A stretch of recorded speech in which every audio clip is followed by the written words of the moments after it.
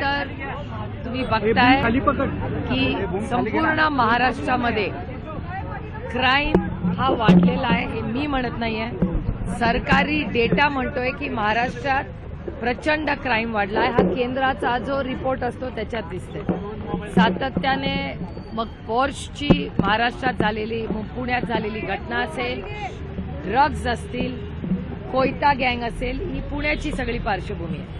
आणि crime against women म्हणजे महिलांच्या विरोधात होणारे या सगळ्या ज्या घटना आहेत त्या प्रचंड महाराष्ट्रात वाढताना दिसत आहेत. मी बदलापूरला आणि महाराष्ट्रात किंवा देशात कुठेही अशी जी घटना होते त्याचा जाहीर निषेध एक समाज म्हणून आपण सगळे करतो. विषय अतिशय संवेदनशील आहे, पण ज्या पद्धतीने तो हाताळला गेला हे अतिशय दुर्दैवी आहे.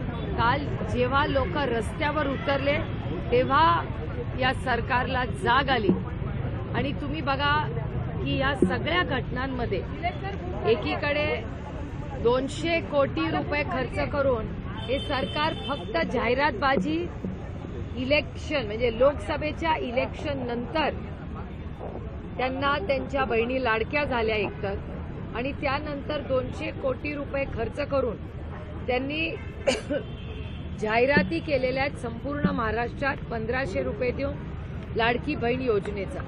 तुमच्या सगळ्यांच्या चॅनलवर काल मी पाहिलं एका महिलेची वेदना.